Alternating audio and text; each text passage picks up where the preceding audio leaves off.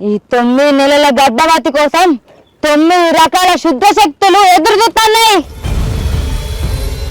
ఆ శక్తులన్నీ కూడా దానికి సహాయం చేస్తున్నాయి అని యాది మరవరాదు బిడ్డ. స్వామి వాళ్ళు చంపడం సాధ్యం కదా మాకు. కొండ మీద కాదు, నేల మీద కాదు, కత్తితో కాదు, రాయితో కాదు.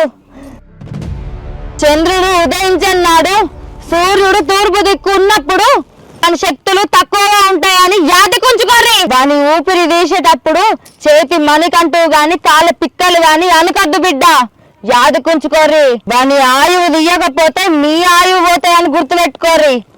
ఇక పోర్రి, సెలవు.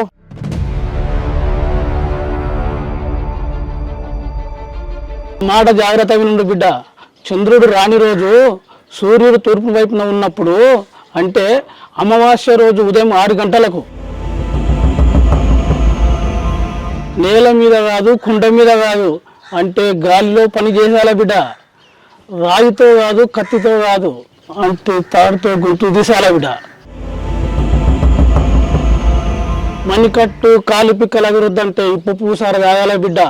ఆ ఇప్ప పూసార మీ ఒంట్లో ఉన్నంతసేపు ఏ దుష్ట శక్తులు మీ దగ్గర కావు. రేపే అమావాస్య, మీ ప్రయాణం తూర్పు నుంచి బయలుదేరండి. సరేనాయనా, రేపు పొద్దునే పని పూర్తి చేసుకొని వస్తాం. జాగ్రత్త బిడ్డ, జాగ్రత్తగా వెళ్ళిరండి.